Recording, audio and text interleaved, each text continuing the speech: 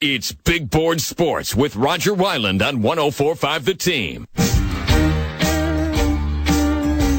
We follow Mike and take you right up to Hahn and Humpty every morning here on Big Board Sports. And Alan Hahn drops by for a few minutes, part of Hahn and Humpty here on 104.5 The Team ESPN Radio. Alan, Roger Wyland, good morning.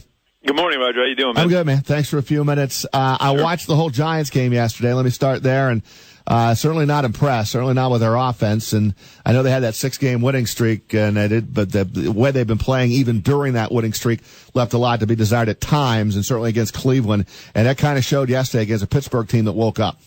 Yeah, and a Pittsburgh team that was desperate, too, if you consider their division and the teams winning, especially the Ravens and what they did yesterday. So the Steelers had to get that game, and they certainly are at home playing a lot better since they lost 4 in a row. But, for the Giants, this is December football, right? And it was time to see, if they were that team that they were claiming to be at 8-3. And I thought defensively they were fine. To me, their offense continues to be an issue, and we never thought that would be a problem this year. But it's a major problem. I think it starts at the offensive line. Did Odell have, obviously criticizing the officials again, did he have a good point?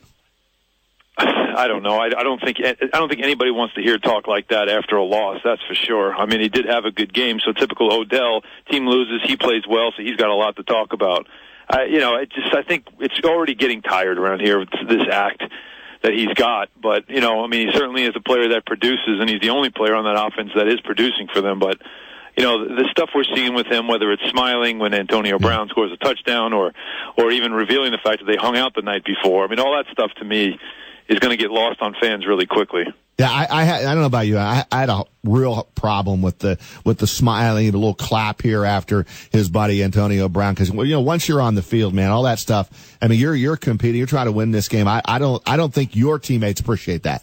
No, they don't. I mean, I certainly don't think he's rooting for AB. I know he wants to win. I think he was more just, happy for his buddy and thinking, okay, now I'll get my turn. He never ended up in the end zone, though. But it's just as they use this has become a cliche these days, but a bad optic, right? That's what a lot of people say. It just doesn't look good. And if he's still a young player, but if you're a guy that's going to be a team leader in any aspect, that's stuff that you just know in your head. This is not what I need to be, promoting on our sideline. But, Odell, what we're learning about him is he's a great talent.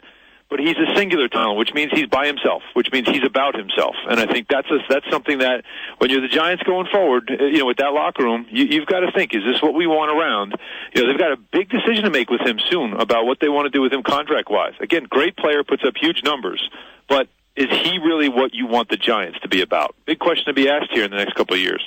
Alan, shifting gears to the Jets, obviously they play tonight on Monday Night Football, but on the whole, with a broad stripe, do you file this Jets season under the file name embarrassing?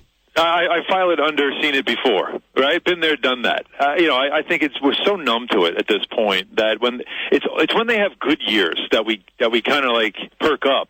But when they have years like this, it's just like, it's that old cliche of, same old Jets. I mean, that's the problem here, is that they just can't string together, years where you could say, okay, they've been good for a couple of years now. I mean, Rex had his first 2 years, or back-to-back, they get to, the conference championship game, and you're thinking, okay, they're building something here. Mark Sanchez, young quarterback, a really good defense.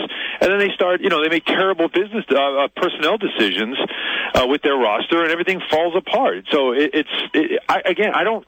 think we're numb, right? I don't think it's something that you're overreacting to. Once you saw the schedule, you knew it was going to be a tough start.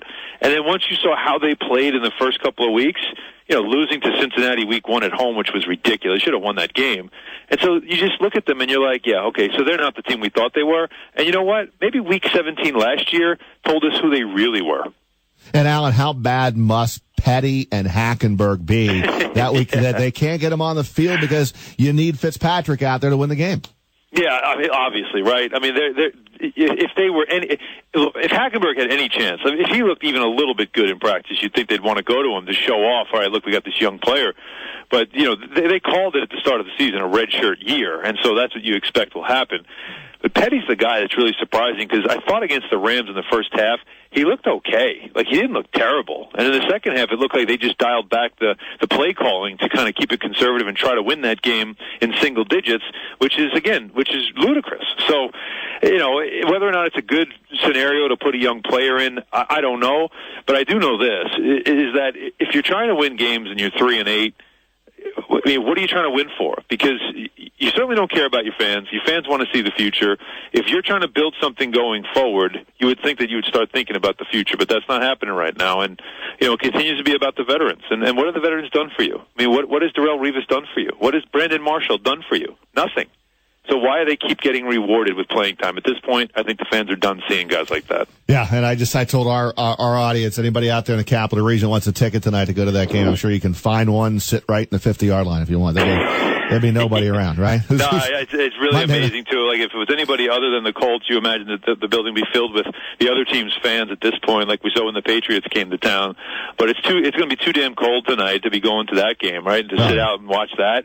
I asked this question on our show. Like, why do you watch? If you're a Jets fan, why are you watching? What inspires you to say, I'm going to watch my Jets tonight? There's nothing. No. There's not a single... Look, Quincy Enunwa, maybe, is the one guy you could say, I want to just keep watching him get better. I mean, that's it. Leonard Williams. I mean, who else are you watching at this point that you really want to see? Nobody. Yeah, and why would anybody want to watch? Now, it's NFL football, so that's why they'll watch. But, I mean, you can watch Syracuse and UConn tonight in college basketball. Yeah. I mean, there's probably a few other choices out there than Monday Night Football on ESPN. There certainly is. There's no question about it. Hey, before I let you go, Knicks have won 3 straight, 8 of the last 11. Yep. Are your expectations rising there with this team?